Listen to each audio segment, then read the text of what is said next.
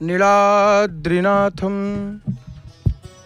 जगतामधीशं चिदहं स्वरूपं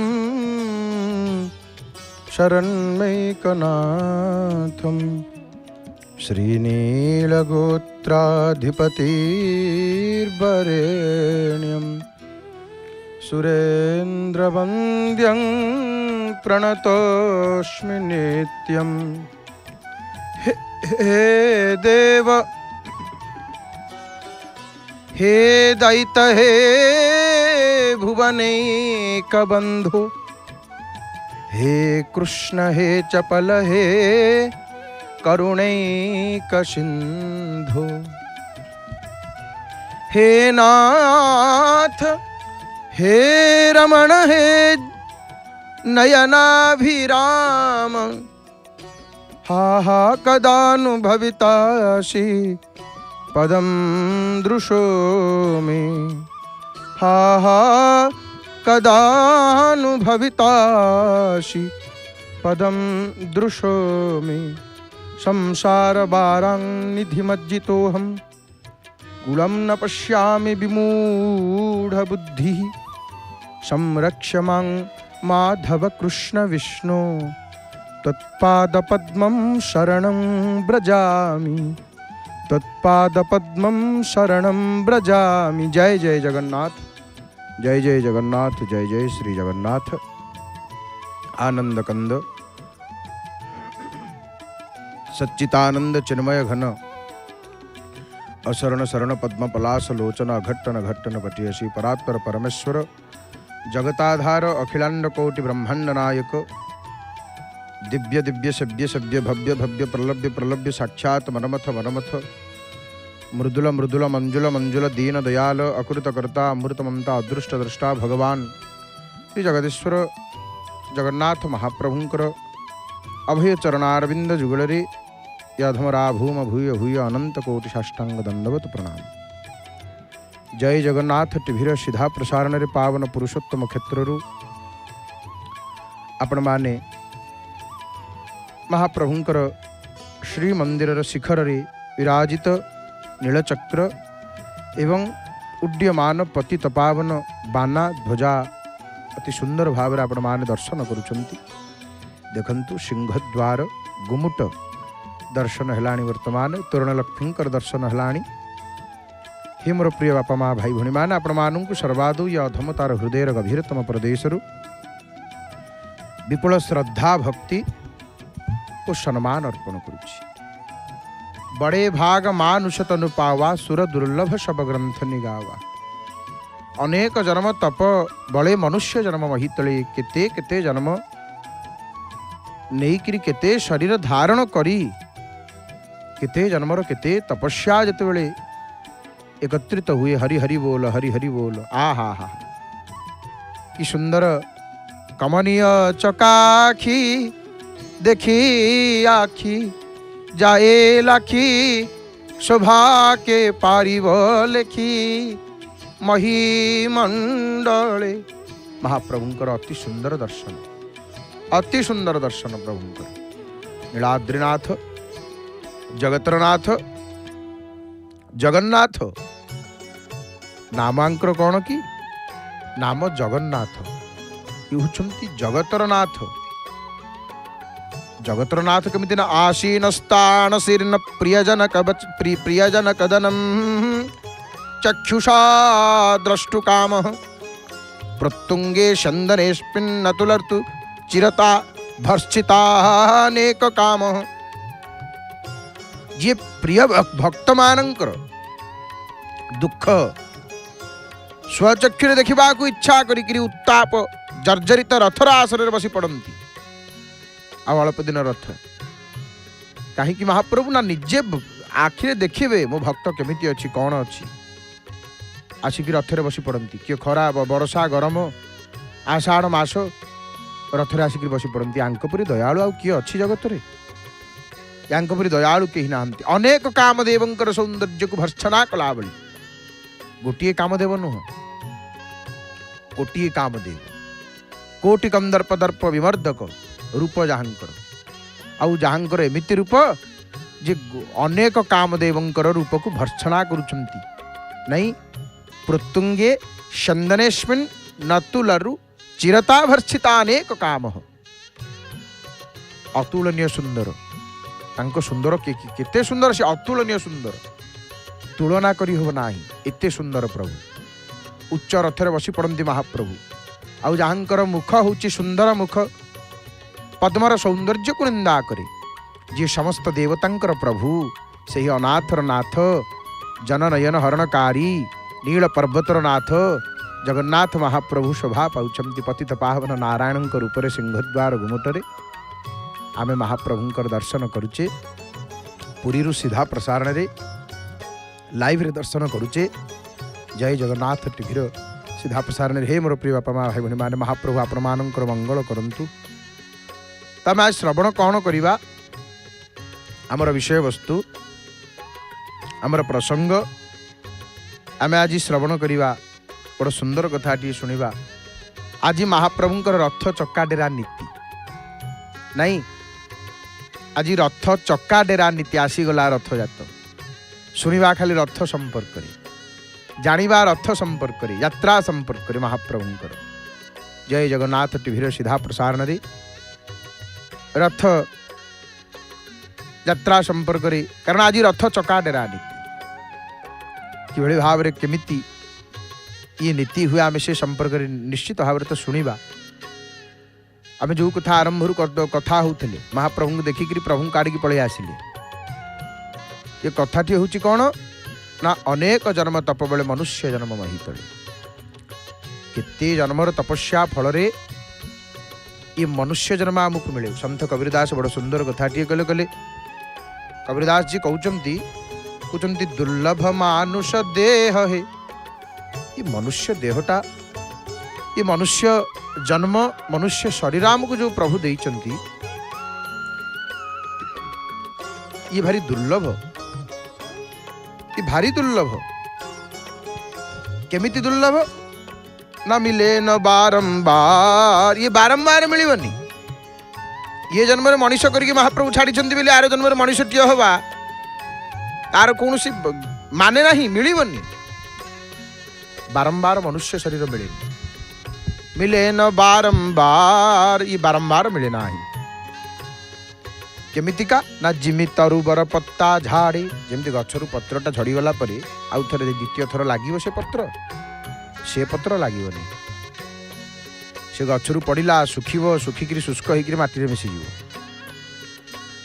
सेमती बारंबार ये देह ये दुर्लभ देह बारंबार मिले ना ही बड़े भाग मानुष तनु पावा सुर दुर्लभ सब ग्रंथ ही गावा ये देवता मान दुर्लभ ये मनुष्य जो मनुष्य देह सुर दुर्लभ सब ग्रंथ निगावा चक्र चली काल चक्र बुली चली आयुष सरी सरी जाऊँ जीवन सरी सरी जाऊँ जी दिन आम बीतौचे प्रभुंकर भजन रे केमती बीतु प्रभु आपण भजन करी आउ किछि न हो प्रभु मो द्वारा भक्त कौन कहे प्रभु को हे मोर नाथ आउ मो द्वारा किछि न हो अब प्रभु कृपा करहु एहि भांति शबत जी भजनु करऊं दिन राती हे प्रभु एमती करंतु कृपा करंतु प्रभु एहीपरि कृपा करंतु सबु त्याग करिक मो द्वारा केवल भजन भजन जमिति हो दिन राति मु केवल भजन करे आपणकर दिन राति मु केवल आपणकर भजन करे हरि हरि बोल नीलचक्र पतित पावन बाना उड़ुचंती धर्मर ध्वजा ओडियांकर गर्वर ध्वजा ये विजयर ध्वजा संसार रे प्रभु विद्यमान ताहा एही ध्वजार प्रतीक फर फर ही उड़ुची नहीं ये पतित पावन बाना ये ध्वजा आत्मशक्ति भीतर शक्ति को आहुरी सुदृढ़ करुछंती ये ध्वजा पतित पावन बाना आमे जेतेबेले दर्शन करुचे महाप्रभुंकर नीलचक्र रे जो बाना उड़ुचंती कि सुंदर लागुचंती कहले ये पतित पावन बाना ओ बाना पतित पावन बाना शुणिला बेलू केते आनंद लगुच महाप्रभु गोटे ध्वजा उड़ेकरी वार्ता दौरान मु पतित पावन मु आरत त्राण। तो आज महाप्रभु रथ चक्का डेरा नीति ये संपर्क में निश्चित भाव में श्रवण करवा। कालर गति अविरल, काल चक्र गतिशील, चक्र कौन से बिंदु नुआ की पुराणा हो न पारे, प्रथम कि अंतिम भी नुह। अथर्व वेदर ऋषि भृगुंकर कथा मने पड़े। ऋषि भृगु कहते काल सबु प्राणींकर पिता ताहा पुत्र ही थाए। पिता को अतीत कुहाजिवो तो पुत्र को वर्तमान उभयंकर मध्य कौन से विभाजन लेखा नहीं, से माने दुई नुहंती। अब आम मनुष्य माने काल को तीन खंड कर दीचु, अतीत वर्तमान और भविष्य, किंतु गतिशील काल चक्र तीन खंड रे नाही। आमर इच्छा स्वप्न आ योजना गुड़िक आमर भविष्य काल अटे, से गुड़िक पूरण होगा सुनिश्चित नुह। नियतिवादी बा भाग्यवादी भविष्य को सुनिश्चित मानती, से माने कर्म पुरुषार्थ उपर कम आ भाग्य उपर अधिक विश्वास करती नहीं। पंचांग मनुष्यर प्रतिभार चमत्कार अटे। काल चक्र चली जिंदगी जब तक रहेगी फुर्सत ना मिले काम से कुछ समय ऐसा निकालो, प्रेम करो जगन्नाथ से। भजन करवा को पड़ो, बिनु हरि भजन न भवतरिय। भगवान भजन बिना ये भवसागर को कहीं पार ही नहंती, कहीं तरी नहंती। बिनु हरि भजन न भवतरिय यह सिद्धांत पेल, यह काट्य सिद्धांत ये परम सत्य। बारी मंथे घृत होई शिकताते वरुतेल। पानी की मंथन कले घी बाहरी पारे, बाली की मंथले तेल बाहरी पारे, किंतु बिनु हरि भजन न भवतरिय। भगवान को भजन बिना ये भवसागर को कहीं पार ही परिवे नाही। यह सिद्धांत अपेल, ये सिद्धांत भगवान भजन ही ये भवसागर को पार करिया एकमात्र उपाय। सत्य जुगरे यज्ञ कले जो फल मिलुला नहीं, यज्ञ कले द्वापर सत्य त्रेता यहीपरि जुगरे को कौन कले तपस्या।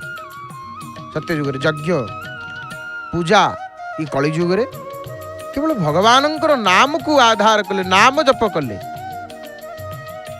से पुण्य प्राप्त होता है। कलिजुग समजुगान नहीं। कलिजुगर अनेक खराब गुण थी पारे। आम समस्ते टिके कथार समस्ते कलिजुग को गाली दौचे, कलिजुग छाड़ नहीं, किंतु कलिजुगर गोटे भल गुण कौन जानती? कलिजुगर गोटे भल गुण हूँ कलिजुग समजुग आन नहीं जो नर कर विश्वास। ये कलिजुगर गोटे भल गुण हूँ खूब कम समय भीतर भगवान को पाई पारि जीव। ये कलिजुग आउ कौन सी जुगरे इतने शीघ्र प्रभु मिलती नाही। कलिजुगरे जितकी शीघ्र महाप्रभु प्राप्त होती मिली जाती निज भक्त मान। महाप्रभुंकर सुंदर दर्शन करुचे आम माने। हे मोर प्रिय बापा माँ भाई भाई माने आसतु आमर प्रसंग को आमर विषय वस्तु श्रवण करवा। आमर विषय वस्तु रथ चक्का डेरा नीति महाप्रभुंकर। ये जो रथ यात्रा नहीं गुंडीचा यात्रा महाप्रभुंकर जहाँ को आम कहूँ परम पवित्र पुरुषोत्तम क्षेत्र रे पालित ही आसुथुवा द्वादश यात्रा अनेक उपयात्रा मध्यरे श्री गुंडीचा यात्रा रथ यात्रा हूँ सर्वश्रेष्ठ यात्रा नहीं।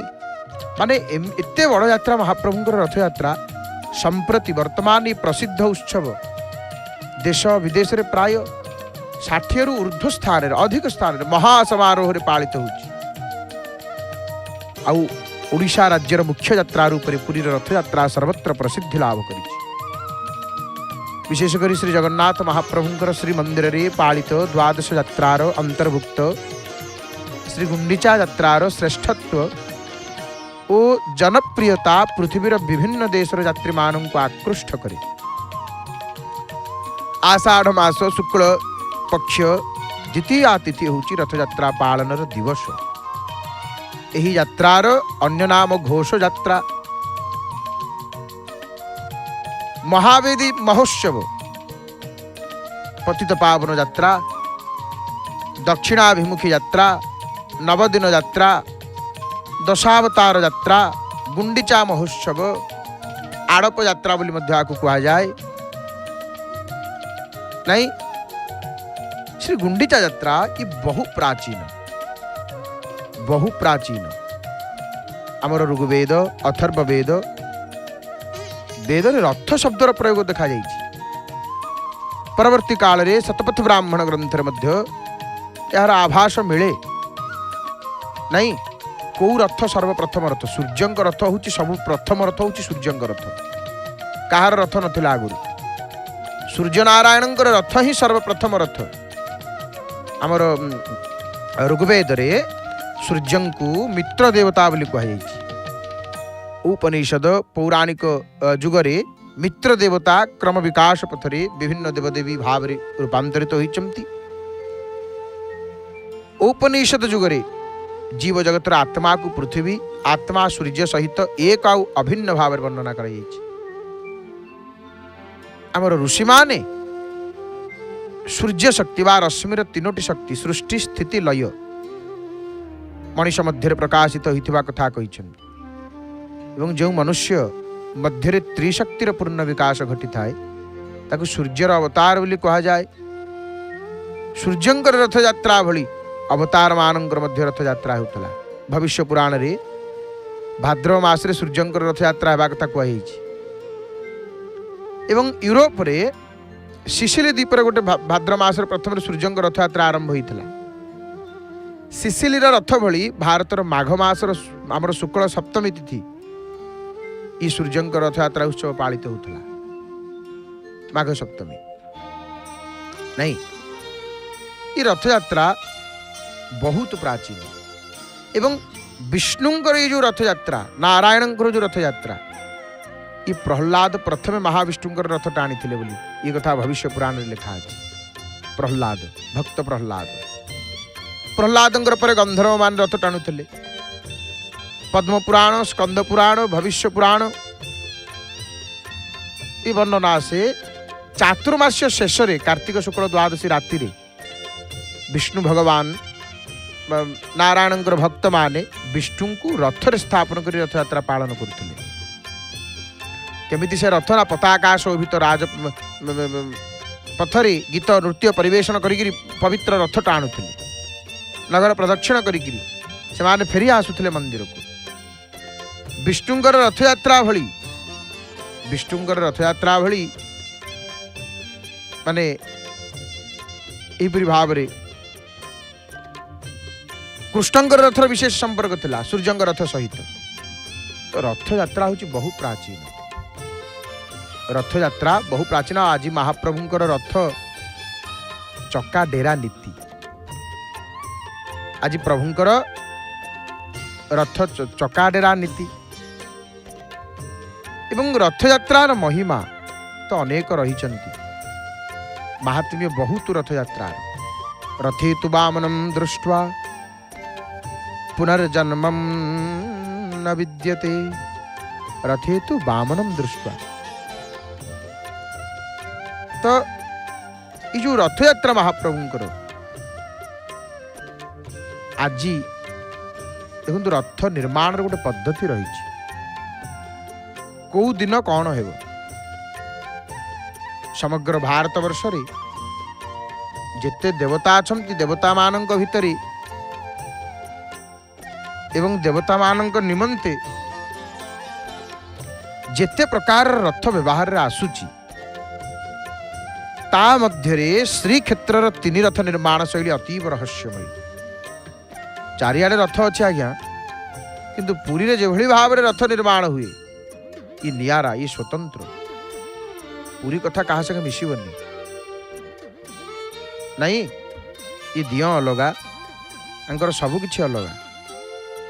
सर्वत्र सबुआड़े गोटे पाठ एठी आउ गोटे पाठ आज्ञा सबुआड़े गोटे षाठ एठी आउ गोटे षाठ यांकर कहा सहित किछि मिसिबनी यांकर कहा भलिया मध्य ही नथिबो यांकर सब आंक भलिया ये प्रभुंकर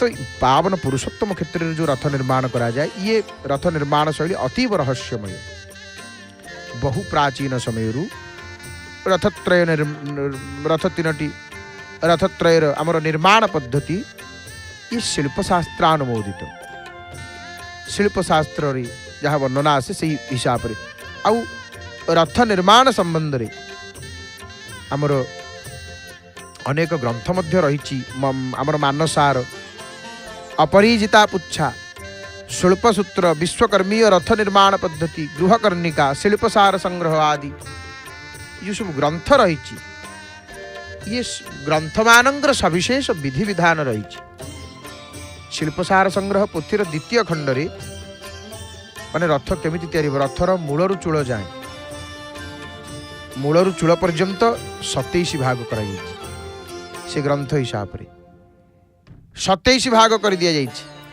आ प्रत्येक भाग को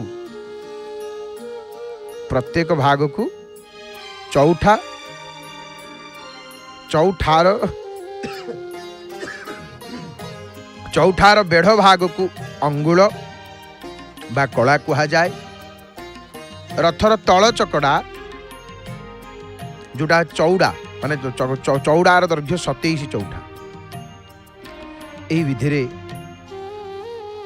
मूलरू चूल पर्यंत केमिति रथ निर्माण हम चक हंसापटा गाईपटा षोलनाहाका सारथी पीढ़ा बांकी पाराभाड़ी दधिनौती चक्र दंडिया और बांकी कानी शंखद्वार जाली सिंहासन कनकमुंडाई भूमि मकरदंड बसंत दुआर घोड़ा कुंभपटा राहुपटा आठनाहाका पीढ़ा ऋषिपटा दंडा खपुरी पाद ओलट शुआ कलश कसी दंडा पताका तो प्रथमे चक आजी महाप्रभुंकर चक्का डेरा नीति नहीं रथर पाद देशरू शीर्ष देश पर्यंत थिबा अंश गुड़िक मध्य चक दंडिया और बांकी ये आदि आदि सब रही थांती तो आज चक्का डेरा नीति किभली भाव रे हुए साम्य मैत्रीर प्रतीक जगन्नाथ महाप्रभु जो रथरे विराजमान करी गुंडीचा मंदिर को नवदिन यात्रा करती से रथर नाम हूँ नंदी घोष रथ ठाकुर तालध्वज देवी सुभद्रांग रथर नाम देवदलन बा दर्पदलन बा पद्मध्वज एवं प्रत्येक वर्ष देखो रथ निर्माण केमिति विधि आज चकाडेरा नीति कौ दिन गोटे महाप्रभु एमिति यात्रा करेंगे 6 मास पूर्व से यात्रार प्रस्तुति बसंत पंचमी सरस्वती पूजा दिन आसिले रथ का नहीं कौ दिन कौन हुंती माने श्रीनगर सम्मुख रथ खलारे नूतन भाव में 3टी रथ निर्माण कार्य आरंभ होता है रथ निर्माण बा रथ यात्रार प्रथम शुभारंभ कौ दिन सरस्वती पूजा दिन बसंत पंचमी तिथि एवं आहुरी केतक निर्दिष्ट तिथि रही ସେହି ତିଥି 3 ରଥମାନଙ୍କର ନିର୍ଦ୍ଦିଷ୍ଟ କାର୍ଯ୍ୟର ଶୁଭାରମ୍ଭ ହୋଇଥାଏ। ଶ୍ରୀ ପଞ୍ଚମୀ ସରସ୍ୱତୀ ପୂଜା ରଥକାଠ ପୁରୀରେ ପହଞ୍ଚିବା ସହିତ ଅନୁକୂଳ ନୀତି ଶ୍ରୀମନ୍ଦିର କାର୍ଯ୍ୟାଳୟ ସମ୍ମୁଖରେ ହୁଏ। ଦେଖନ୍ତୁ ସରସ୍ୱତୀ ପୂଜା ଦିନର କାଠ ଆସିକିରି ପହଞ୍ଚିଲା, ପୁଣି ରାମନବମୀ ଦିନ କ'ଣ ହୁଏ ନା ରାମନବମୀ ଦିନ ରଥ କାଠ ଚିରା ହବ। ଗୋଟେ ଦିନ ପହଞ୍ଚିବ, गोटे दिन आसिक चिरा हम अनुकूल माने चिरा अनुकूल ये विधि रही। पुणी अक्षय तृतीया दिन हम कौन देखु अक्षय तृतीया दिन 3 रथ शुभारंभ कार्य अनुकूल अनुष्ठान आपण मैंने देखी अक्षय तृतीया केमी रथ काठ अनुकूल होती। श्रीमंदिर पुरोहित राजगुरु अन्यान्य श्रोत्रिय ब्राह्मण मान द्वारा रथ निर्माण उपलक्षे शुभारंभ कार्य यज्ञ आनुषांगिक पूजा नीति इत्यादि अनुष्ठित ही पूजा पंडा मान 3 रथ निर्माण रे माने अनुकूल निमंते महाप्रभु द्वारा प्रदत्त होता प्रभु आज्ञा दे था जो माल मध्यम माल कुंद शिरसा नृपम प्रमोद से आज्ञामाल प्रदान करी विश्वकर्मा महाराणा रूपकार भोई इत्यादि सेवक माने शाढ़ी बंधई था ये गला नाई अक्षय तृतीया दिन आप देखिं केमी रथ काठ अनुकूल आउ गोटे कथा कौन ना तापर नृसिंह चतुर्दशी दिन आउ गोटे कथा जहाँ आप सीधा प्रसारण देखिं आपण माने नृसिंह चतुर्दशी दिन कौन हम नृसिंह जन्मदिन ना गुज अनुकूल रथर गुज अनुकूल हुए आउ आजी जो कथा आम शुणुचे चक्का डेरा नीति आज आज कौन आज भौरी आज हूँ भौरी श्रीक्षेत्र भौरी आउ भौरी दिन आज नीति कौन चक्का डेरा नीतिटा अर्थ कौन ना प्रत्येक रथर दुईटी लेखाएं जो चक महाप्रभु रथर दीटा चक्का बड़वाड़ सामंत दीटा चक्का माँ दीटा चक्का प्रत्येक तीन रथर दुईटी लेखाएं चक्का ये हुए कौन ना डेरा ही था ये डेरा हुए श्रीमंदिर आज्ञामाला आसिक यहाँ लगी हुए आज चक्का डेरा नीति ये रथर दीटा चक्का से रथर दीटा चक्का तीन रथर दुईटी लेखाएं 6टी चक्का आज डेरा हम आज चक्का डेरा नीति महाप्रभु आज भौरी ये गोटे कथा गला पुणी देवस्नान पूर्णिमा दिन प्रति रथर 4 नाहका डेरा अनुकूल नेत्रोत्सव दिन माने नेत्रोत्सव माने रथयात्रा पूर्व दिन तीनोटी जाग रथ सुसज्जित होकर माने रथ खड़ारू टणा होकर सिंहद्वार को आसी ये रथ निर्माण ये पृष्ठभूमि एहीपरि भाव विधि रे रथ निर्माण होता है केते कथा प्रभुंकर केते विधि महाप्रभुंकर एठी रही माने रथ काठ देखु रथ काठ पहुँचला श्री पंचमी रथ काठ अनुकूल पूजा आसिक पुरी रे पहुँचला काठ चिरा हम रामनवमी दिन रथ निर्माण अनुकूल अक्षय तृतीया दिन गुज अनुकूल नृसिंह चतुर्दशी दिन चक्का तैयारी होकरी डेरा हम नहीं आज्ञामाला आसिक लगी हम भौरी दिन 4 नाहका डेरा हम देवस्नान पूर्णिमा दिन ये तक विधि केते कथा महाप्रभुंकर ये रथ निर्माण रे एवं महाप्रभुंकर जो रथ यात्रा इतरे अनेक कारण रथ जगन्नाथ महाप्रभुंकर रथ को आप देखिए ये रथ 3 रथ को आप आम जदि देखा मूलर चूल पर्यंत सबु सुंदर नहीं तो अद्भुत रथ पुरी निर्माण हुए अद्भुत रथ बड़ विचित्र विधि रे निर्माण करा जाए महाप्रभुंकर रथ 3 रथरे पार्श्व देवदेवी मान मध्य रही था रथर जगन्नाथ महाप्रभु रथर पार्श्व देवदेवी आम देवी सुभद्रा रथर पार्श्व देवदेवी रही था बड़ ठाकुर रथर पार्श्व देवदेवी रही था यहीपरि भाव रथ निर्माण संपन्न होता है तो आज जो चक्का डेरा नीति आज भौरी नहीं आज भौरी रे महाप्रभुंकर आज चक्का डेरा नीति आज ये भौरी कौन ना चक्का डेरा नीति कौन हुए आज देखु चंदन यात्रा 20 दिवस आज हूँ 20 दिन होगा चंदन यात्रा जापर आपण मैंने 20 दिन होगा चंदन यात्रा जना पड़ू नाई ये जमी 2-4 दिन हम हो आरंभ होमती आमको लगुच प्रभुंकर जात हूँ आज्ञा या जना पड़े जात प्रिय जगन्नाथ उत्सव प्रिय जगन्नाथ तो ये भौरी चंदन यात्रार 20 दिवस ये उत्सव महा आडंबर सहकार ये पालित ही था ये भौरी यात्रा नाम विदित